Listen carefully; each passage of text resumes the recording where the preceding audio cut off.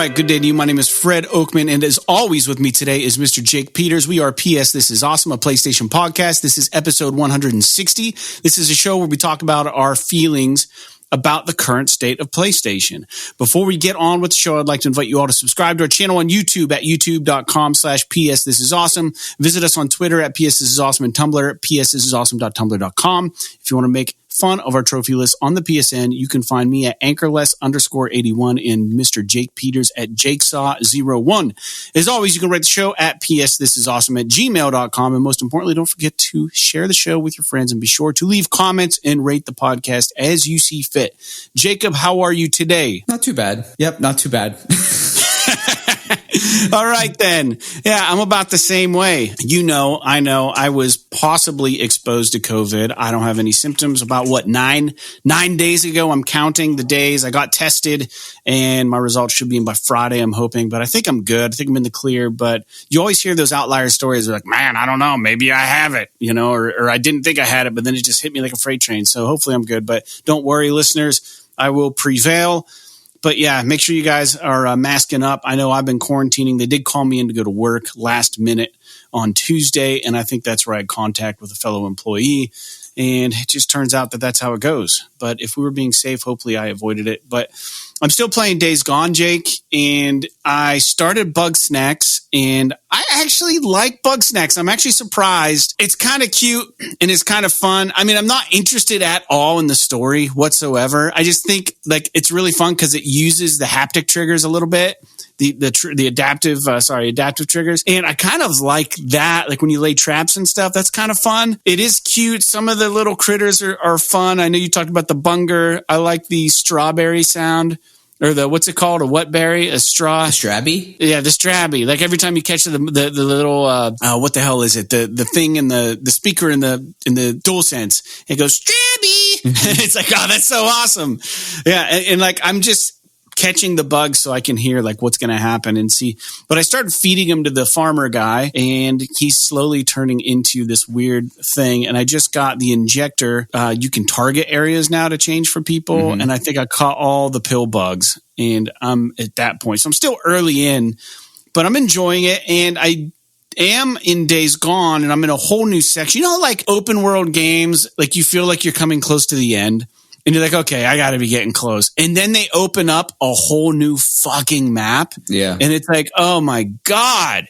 That's what happened in Days Gone. Now, don't get me wrong. It looks beautiful on the PS5, and I'm loving it on my new TV. But it is very long, and it's a little rinse and repeat. The story's good, but they just keep cutting to black before every cutscene. And it's like, they'll have you drive or ride on your bike with a passenger just so you can hear the conversation. And then when you get to a destination, it cuts to black, and then it shows you a cutscene, and then it cuts to black, and then you get to gameplay where you walk to a location, and then it cuts to black and gives you a cutscene, then it cuts to black, and then you're into gameplay again. And it's like, this just happens over. That's how they propel the story. And it happens all the time. This game is so close to being awesome, but it's just not there. Have you tried Days Gone at all yet? No, I haven't played it at all.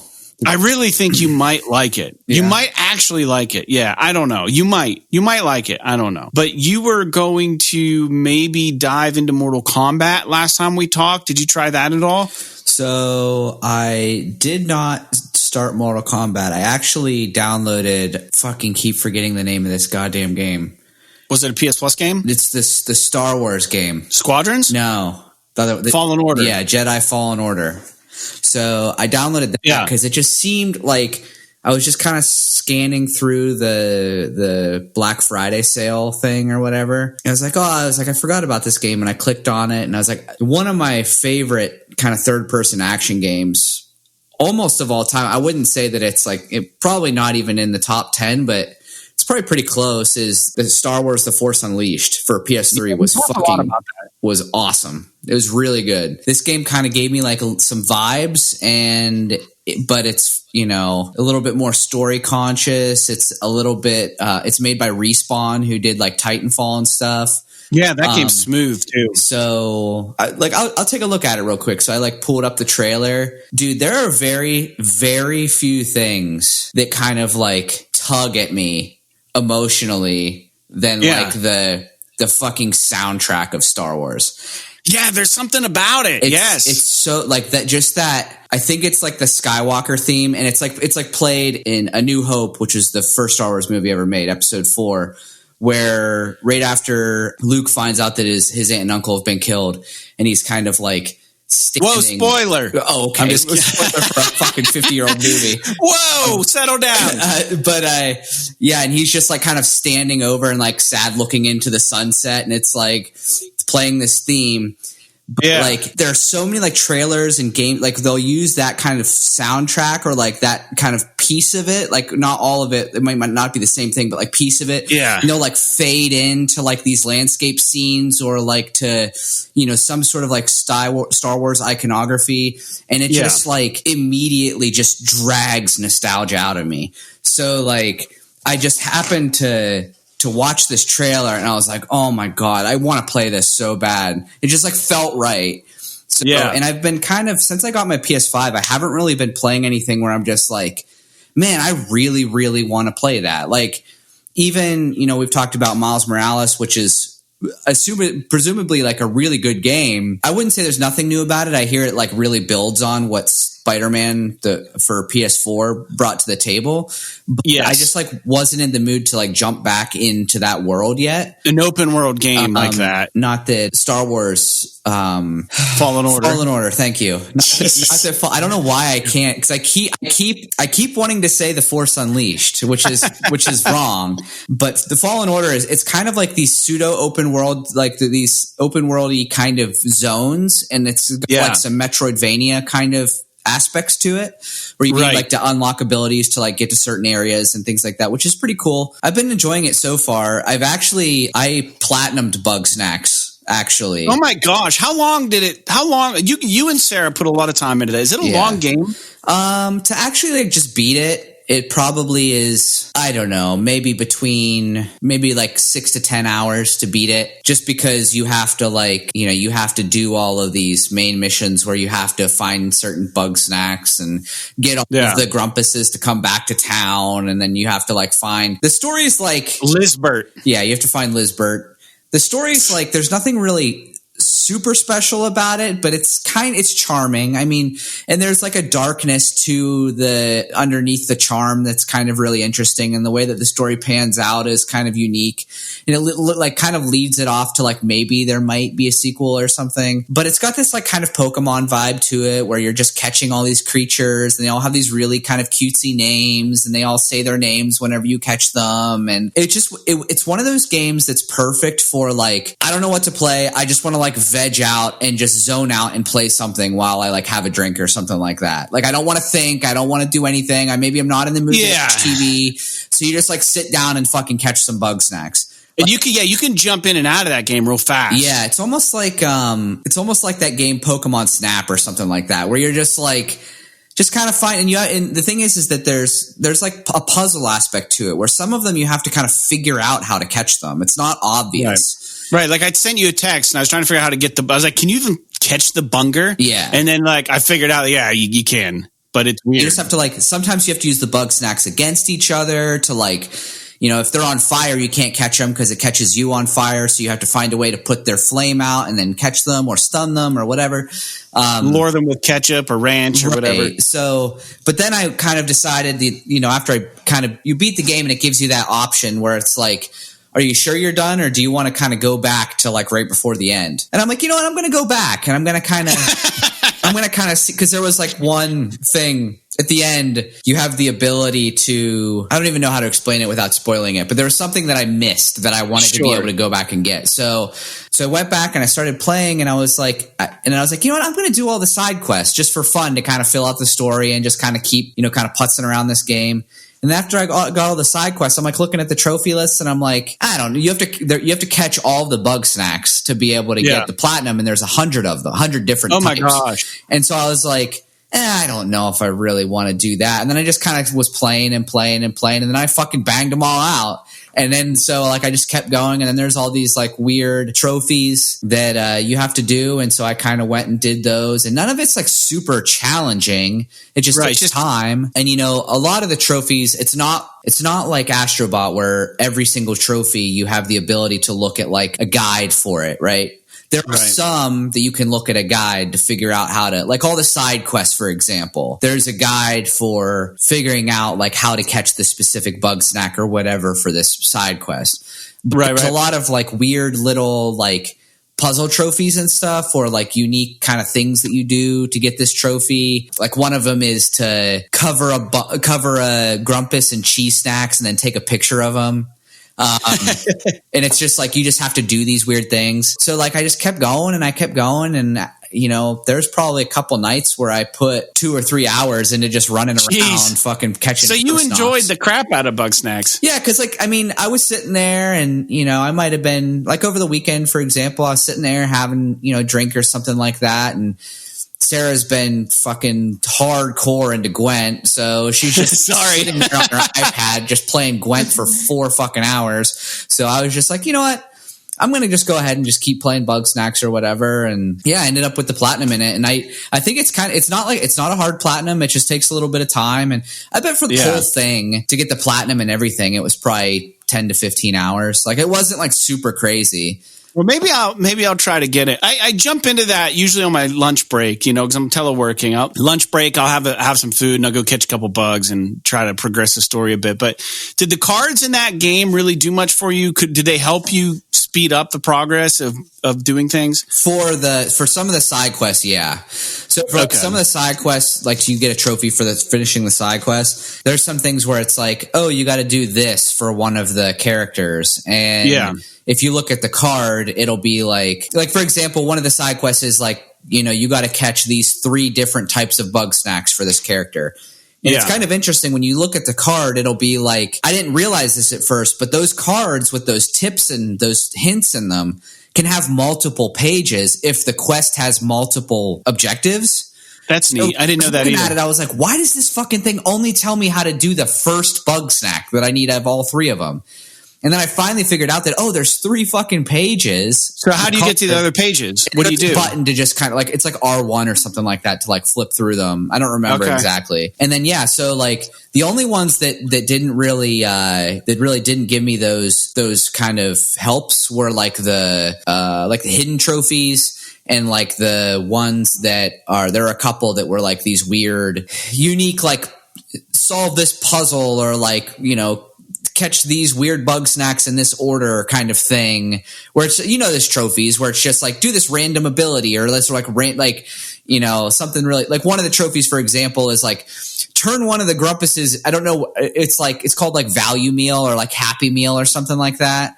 Yeah. The trophy is to like transform one of the Grumpuses with a bunger, a Frieder, and one of the sodies. So basically the burger bug snack, the French fry bug snack, and the soda bug snack. So it's like a value meal at a fast food place. That's kind of funny. So there's like trophies like that are just like, they don't give you anything for the story or any progression, but they're like neat little trophies. Is there a way to reset the way a character looks over time? So eventually you'll get this, and this isn't really a spoiler, but like eventually you'll get a utility. Any bug snack that you put into a character, you can, after you get this thing, you can change the bug snacks that's on them.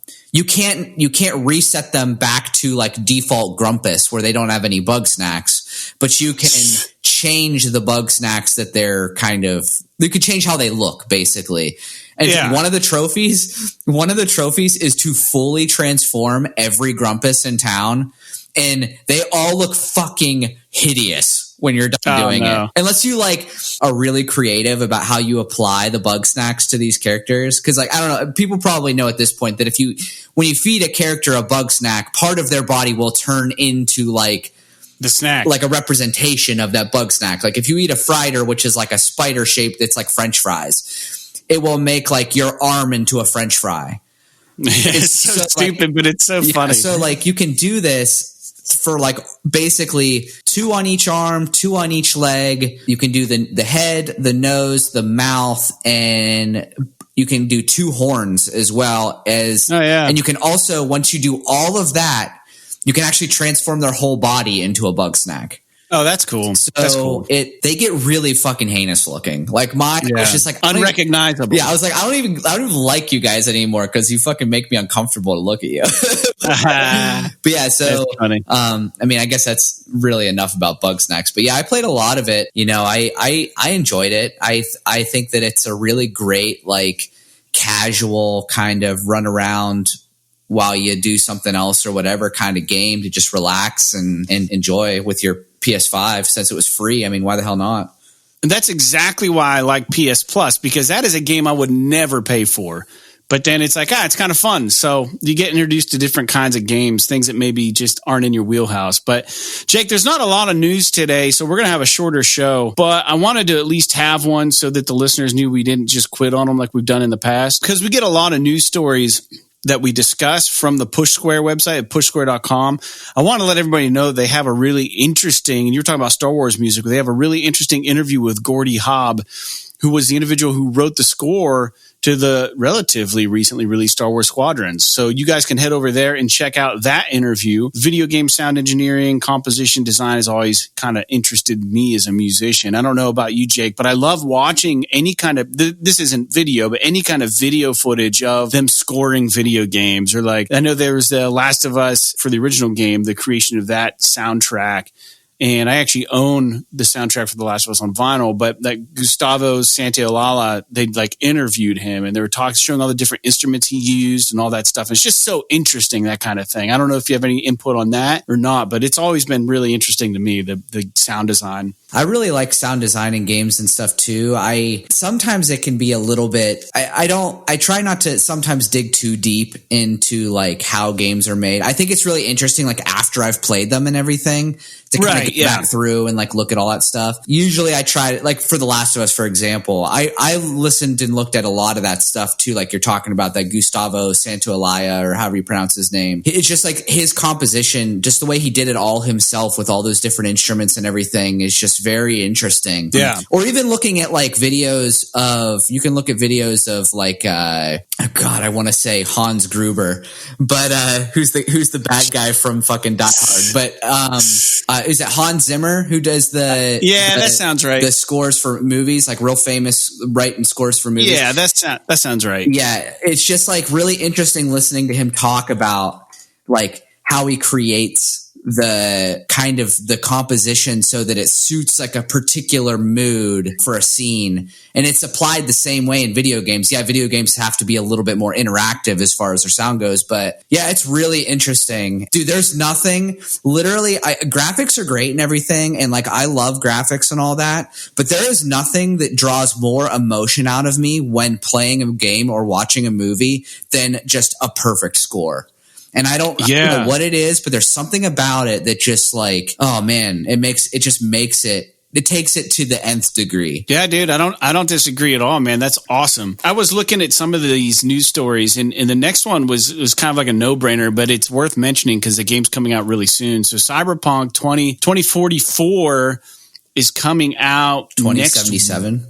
Yeah, geez. I called it 2020 last episode also, so I can't ever get it right. The thing is, I've been watching Blade Runner 2049. Is it Blade Runner 2044 or is it 2049? I think it's 2049. I'm not positive, though. Yeah, so I've been watching that, so I have that whatever in my head, but I still would have gotten it wrong, so it's a bad excuse. Lame excuse for messing that up. But save game files from Cyberpunk 77. I even have written here in my notes 2044. Jesus. Save games from the PS4 version of Cyberpunk 2077 can be migrated to the PS5 without losing your saves. So I know that the PS5 version of Cyberpunk is not going to be coming out in 2 weeks. And a lot of people were going to maybe wait to play the PS5 version, but I'm afraid that there's just going to be so much shit about this game out and you get a free PS5 upgrade. So anyways, it's just a no-brainer, but I'm glad CD Projekt Red did this. It would have been really foolish not to make that a possibility for everybody, especially with the game coming out so close to the release of console. People are going to want to port their saves over. Yeah, I've been really, really contemplating what I want to do about Cyberpunk because it's like, now, like knowing that the save will transfer over kind of makes me more inclined to just play it early. Yeah, me too. But at the same time, it's like, honestly, I might just, it's probably either play it early or just, because it might not actually matter if your save transfers by the time the PS5 version comes out. Because, dude, it could seriously be fucking next fall when the PS5 version comes out. So, like, I'm guessing it won't take that long. It'll probably be in the spring sometime. But the fact that they haven't even announced a release date for the PS5 version yet tells me that it's probably going to be sometime in like March, April, May, something like that. So it's like, do you really want to wait 4, 5, 6 months to play one of the biggest games, that of like the last probably 5 years or more? I don't. So I'm probably going to buy it. Yeah, I've been kind of thinking the same thing too. And it's not that it's not going to be, it'll have decent fidelity and stuff. And I'm sure that it'll play at like, PS4 Pro kind of levels on the PS5, but it's not going to have all the fancy like ray tracing and it's not going to look as sick as the PC version, which sucks. Because you think it's like, if you got the fucking PC version, why don't you just like make the PS5 version? I don't understand why it's such a challenge to like, kind of make this different version of it. But I don't know. I mean, maybe there's a big deal. Maybe they're planning something special for the next gen console stuff. Who knows? Maybe they'll just freaking surprise drop the next gen version like the same week as the PS4 version. Who knows? I don't know. I doubt it. Weird. But no, I don't know. I will probably end up playing it. But it's like that's what next week, next Thursday. I want to say it's the 8th. Isn't it the 8th? I think it's the 10th, actually. I'm not positive. They fucking changed it so many times. I'm going to look it up. Yeah, I think it's the 10th. Is it? I have a friend who doesn't game at all. Not a friend, but a coworker, right? Doesn't game. A guy who doesn't game at all sent me a text. Man, this game's going to sell so many copies. Yeah. He texted me. He goes, thinking about getting that CyberPunk game. And I'm like, dude, I have a PS5. What are you gaming on? He goes, Stadia. And I'm like, oh, God. I'm just like, it's probably not going to run very well on that. I can't speak for certain, but I guess if you're really interested in the game and you want to throw your money at something and you want to try it, I don't know. I don't know what to tell someone like that. Someone who's not like a gamer. I'm curious. I don't really know how Stadia works. I imagine you have to have a really good internet connection, but I don't really know anything about it. Yeah, dude, it could work for him. I mean, it's cool though. I mean, this game has a lot wider of a reach than I thought it did. This dude's a complete non-gamer, and he goes, I fell into a Stadia, and I saw this game's coming up. I think I'm going to pre-order it. And I'm like, it's supposed to be a good game. You might like it. Yeah, I mean, we'll see how. Right now, I'm still kind of into Star Wars, and I don't know that I'll beat it before next Thursday because that's a week from tomorrow. So, yeah, I might not get to Cyberpunk like immediately upon launch, but assuming nothing else like just reaches out and slaps me in the face, I'm probably going to end up playing it next. Yeah, I hope you do, because then we can talk about it on our show, because I think I'm going to get it. But a thing that I noticed, Jake, I've been trying to stream Days Gone playing on our YouTube channel just for the shits and giggles and see how well it works. Or because I used to stream some of those stuff. I did all of Soma, and it just became an entire playthrough of the game. But I was trying to stream to YouTube from the PS5, and it would send all the audio over live, but none of the video. And I was like, man, what's going on? So it turns out there is a setting on the PS5. There's a system setting that indicates you can enable or disable HDCP. Now, Netflix and YouTube and other media streaming services need this enabled to watch content, but you cannot stream games successfully to YouTube or to Twitch from the PS5 without disabling the HDCP setting. Now, I'd hope that some sort of auto detection gets implemented into the system or into the firmware or whatever, the UI or whatever, because it gets really annoying to have to go into the system settings anytime you want to switch something so that you can stream something and then go off and turn it off so you can watch YouTube. Dude, why don't you just fucking watch YouTube or all that stuff on your television? Well, I do now, but that was pre-television. So anyways, it is an issue though. Yeah, that's kind of a silly problem to have. And I wasn't sure what HDCP is, but I guess it has something to do with not being able to copyright or not being able to copy streamed stuff.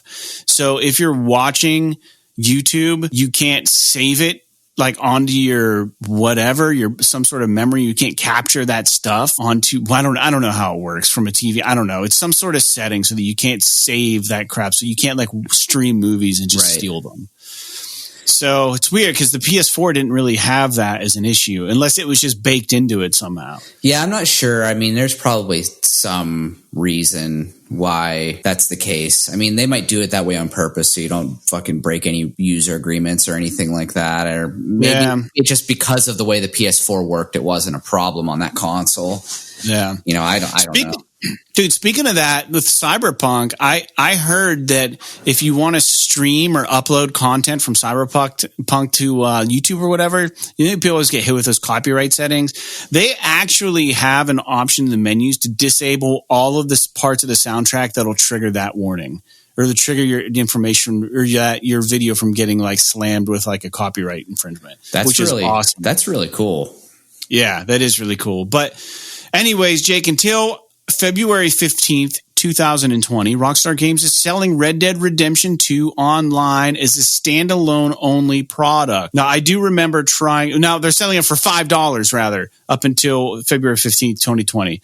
Now, I do remember trying this out when RDR2 came out, and I wasn't impressed at all. But with the amount of money they're making on GTA, it's probably obvious that they're maybe having a little bit of trouble with the RDR2 online taking off, and this is why they're doing this. We did talk about that one group of that clan or whatever on RDR2, how serious they were. That was a cool episode. But there's some people take this real serious, this game online, but it must not be putting out the gangbuster money that GTA is. Yeah, so well, I mean, GTA is more of a, I don't know, it's more of like a any man's kind of game. I mean, you know, don't get me wrong, both you and I love Red Dead, but some people just aren't into the cowboy aesthetic. You know, they want to slower. They want to drive the fast cars, they want to shoot the guns, they want to, you know, rob the banks, they want to do now there's some cool, I think the bank robbery shit in freaking Red Dead Redemption is pretty dope, but yeah, you know, it's not like high tech or anything. You're just a fucking cowboy busting into some shitty ass bank in the Wild West. So, but yeah, it's kind of interesting that they're doing that as a standalone product. Well, hey, like I said, it's going to be a short show. I don't have any other news, but I'm going to talk about the games coming out this week, so we're kind of relevant here. So, let me see here. November 30th, which already came and gone. My Riding Stables 2, a new adventure came out. December 1st. Chickens on the Road for PS4, Chronos Before the Ashes on PS4, Empire of Sin for the PS4, Heroes of Hammerwatch on the PS4, Kaiwai Dethu Desu on the PS4, Tom Clancy's Rainbow Six Siege for PS5, Trip Fitness for your inner self on PS4, Twin Mirror on PS4, and Worms Rumble PS5 and PS4, which is a PS Plus game. So make sure you guys download that if you haven't. December 3rd, Haven on PS5 and PS4. I don't know what that game is. Immortals Phoenix Rising on PS5, PS4. Fogs, PHOGS, PS4. December 4th, Dragon Quest 11S. Echoes of an Elusive Age on PS4, FIFA 21 on PS5, and Madden NFL 21 on PS5. So those are the games coming out this week that I'm aware of. None of them really struck my fancy. I'm looking forward to next week's Cyberpunk, and I think you said you were as well. Mm-hmm. Jake, anything else you'd like to add to the show? We said it was going to be a short show. We're doing it for the listeners. If you want to shoot the shit about something, we can talk about it briefly or whatever. Otherwise, we can wrap it up, man. So remember earlier I was talking about Hans Zimmer? Yes. I just Googled it just to make sure I was talking about the right guy. And I was, but in the process, I found something that you have your browser up? Yeah. Just real quick, do a Google image search for Unhinged Soundtrack. Just real quick and tell me if it looks familiar. Holy shit, are you kidding me? Oh.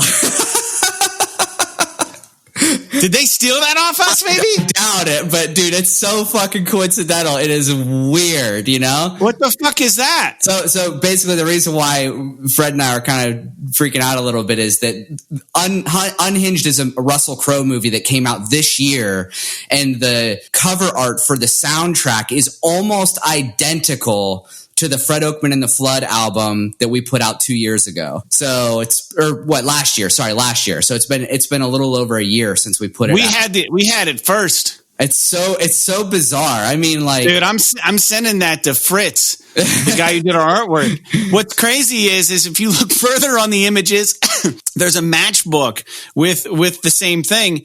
And I was going to do that as a promo item for pre-orders. I was going to have a little matchbox with Fred Oakman in the Flood to match the My Gasoline Heart record, but I didn't do it. Wow, that's crazy. Yeah, it's pretty bizarro.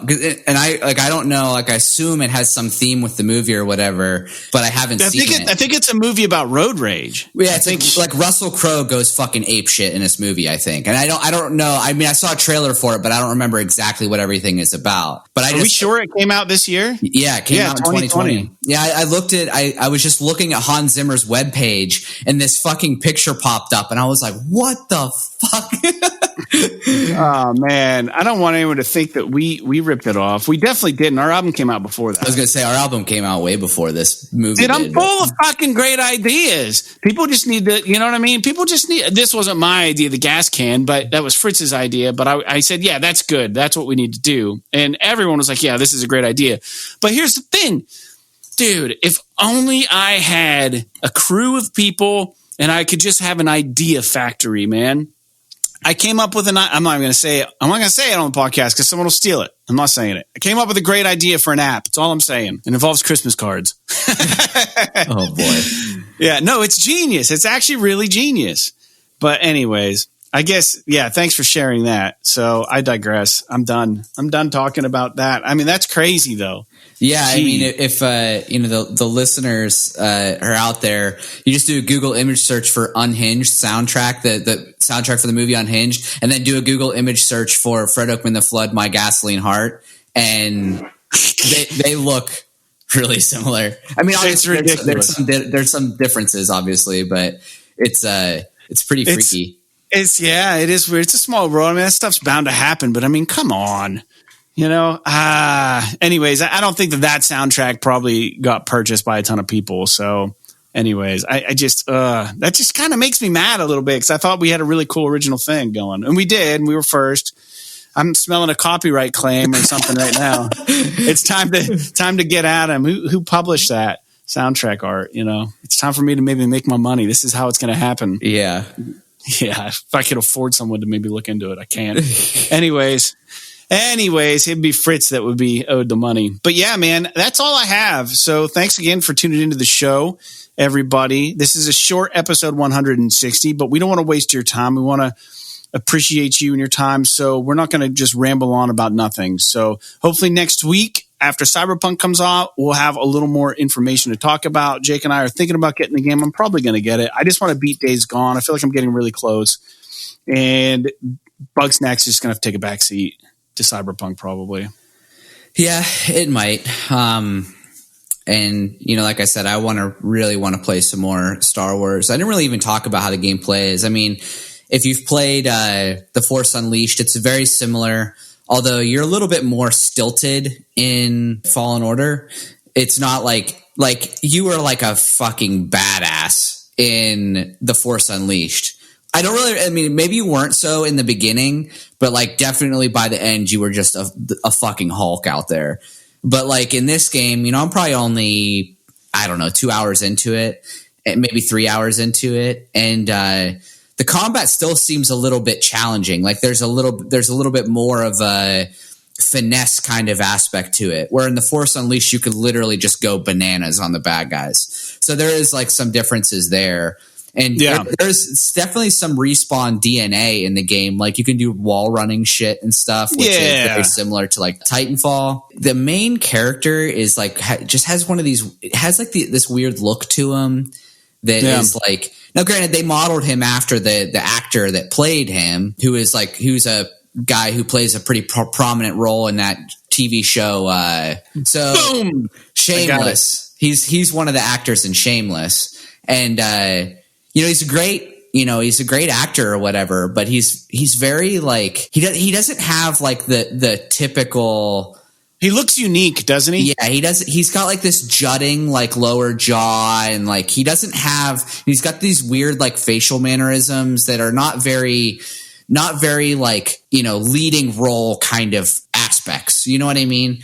Sure. It doesn't necessarily mean that he shouldn't play the part. You're talking about Cameron Monaghan? Yeah. Monaghan? Yeah. Cameron Monaghan. Monaghan. Yeah. Cameron Monaghan. Got him. But yeah, I mean, but he does a pretty good job. I mean, the story seems okay so far. The actor that plays like his sort of kind of the woman that recruits him, her name's Deborah Wilson. She does a really good job, but I haven't really gotten too far into it. Some of it is a little bit like some of the enemies and stuff are a little bit cheesy in their dialogue, but like overall, it's a pretty decent Star Wars game so far. There's like the little droid that follows you around is really cute and in very Star Wars-y fashion. Yeah, I don't know. I mean, I've been enjoying it. I forgot to get. Remember, I don't know if I said this on the podcast last week, but I wanted to pick up Metro. I forgot to get it on Monday, and so I logged into the store super early on Tuesday because sometimes it's still there, yeah. End until like 9 a.m. or noon or something like that. And it was already all fucking done. But it was weird because they still had all of the advertisements for the Black Friday sale. But when you would click on it to go to the Black Friday sale, it would list all of the games that were in the sale, but they were all full price again. Okay. So it's like they didn't take the advertisement or the sale down from the store. They just reset all the prices. Which is kind of weird. I'm sure it went away like shortly after that, but it was kind of bizarre. It's not that big of a deal. I mean, Metro is one of those games where if I'm in the mood to play it, I don't really mind paying for it. And you're not going to ever pay too much money for that game. It's always going to be relatively cheap. Yeah. At this point, but yeah. Yeah, I don't imagine it's going to be ever going to really cost me all that much. But so, I mean, that's kind of where I'm at right now with games or whatever. Yeah, dude. You know, I will say I'm not. The more I play with the freaking DualSense controller, I'm not like. I feel like I like the DualShock 4 better. Wow. Not in terms of the feature set. I think the feature set of the DualShock 5 is great with the adaptive triggers and the high def vibration, all that stuff, and the mute and the camera and the freaking speaker and the microphone. All that shit I think is great. Just the way that it feels in your hand, it doesn't feel as good to me as the DualShock 4. But that's just my personal opinion. I feel like but I also have smaller hands, so it stretches my hands a little bit more than the DualShock 4 does. So that's part of it. Yeah, overall, I mean, I've been enjoying the PS5, so. Yeah, dude. Very cool. Whatever. I still haven't bought a TV, but I can't believe that. It's just, dude, unbelievable. I was thinking, the more I was thinking about it, it's like, I've been looking at the Samsung ones, and I was looking at the Q70 while we were at the store. I was like, oh, well, maybe I'll just, just splurge the extra couple $100 and get the Q80 because I did like the way that it looked more. It was brighter, like, because it has that full array backlight as opposed to the edge lit backlight. And, but like I went online today, they're fucking sold out everywhere. The TVs. Yeah. So like I can still get a Q70 if I want at the price that we were looking at Best Buy the other day. But the Q80s are fucking sold out like everywhere. So like, and it's, so what do you do? I mean, do I buy like the cheaper TV that's still an awesome television? Or do I just like say, fuck it and wait? But it's like at some point I would like to be able to like when I'm playing these games, honestly, it won't matter all that much for CyberPunk probably because I'll be playing the PS4 version. Yeah, I could play it in 4K. Yeah, there'll be some stuff that will be a little bit better because, it's the PS5 running it. So it'll run at a higher frame rate or whatever. But the only benefit of having the TV would be 4K versus 1080. But at the same time, it's like, if I'm going to play some truly PS5 games, it would be awesome to have like a TV that can kind of present that to me and in the way that it's intended. But yeah, I don't know. I mean, and then there's obviously there's the more expensive one. There's the Q90. Dude, I'm loving the Sony TV. It looks so good. Yeah. But the thing, it just makes me so mad. It's like, honestly, like the the X900H, right? Is one you have? Yeah. Yeah. I could get one of those, right? It's pretty similar. Yeah. Comparable to the Q80T, the Samsung TV. Yeah. And it's pretty much the same price. I don't know. Like, I'm assuming they still don't have that deal on the 65-inch one. Probably not, dude. I think that's long gone. It was fine. I mean, I can't fit one of those TVs in my room anyway. It actually looks great in that room I have it in. Yeah, it's big. It's big. It's bigger, but like it's like one of those things where it's like it's not too big. Like it works. Like if it were any bigger than 65, it would be obnoxious. But it's just right. I feel like if I was going to go bigger on a TV, that is the size it needed to be, and I'm happy I got it. So. And it looks fantastic. Like I've been watching like 4K UHD movies on it and stuff. Oh God, it's great. I'd be curious, like if you actually were able to play something in 4K with HDR, if you notice any input kind of floatiness to it at all. I mean, the input lag is pretty low on that TV. I think it's like 15 milliseconds or something. Well, that's what I'm playing Days Gone on. It has an upgrade, so I'm playing it at 4K. Oh, really? Yeah, it looks because it's UHD, so it looks great. You don't have any issues, like it feels fine and everything when you're playing. Dude, no issues at all. Because I think that's like one of the few benefits of the Samsung over the Sony is that it has a lower input lag. I think it's under 10 seconds for the input lag on the Samsung. Yeah, you just have to put it on game mode. If it's not on game mode, it does lag, but game mode works perfect. But and then there was some other kind of minor features or whatever. But yeah, I mean it looks like the X900H 55. Is it still $900? $998. Yeah, so that's not on sale, but it's what it's always been, right? Yeah, and it's good, man. That's the same price. Well, in the Samsung is $50 more. So and even this TV is out of stock on Amazon. Yeah, for sure. So, I think it's just, they're having trouble. People are buying all these TVs and then they're having trouble replenishing stock because of COVID. So, yeah, that's probably a big part of it. I don't know. Who knows? Yeah. Hey, let's wrap it up. All right. So, appreciate the listeners. Again, we haven't had anyone write into the show for a long time. And it just is what it is. I just don't know if you guys aren't listening to our show or if you just don't have anything to add because we cover every single thing you want us to talk about. But if you do want to write in, we are gladly taking emails. Again, like I said earlier in the beginning of the show, it's psthisisawesome@gmail.com. Make sure you write the show, ask us questions, give us topics to talk about if there's anything you'd like to hear us talk about. And I guess with that being said, if you've been a long-time listener to the show, then you know that we used to end our show with original music and punk rock bands and whatnot, friends of mine, different artists. So we're going to bring that back on today's episode. We have a closing track here by a band called GATLIN, GATLIN.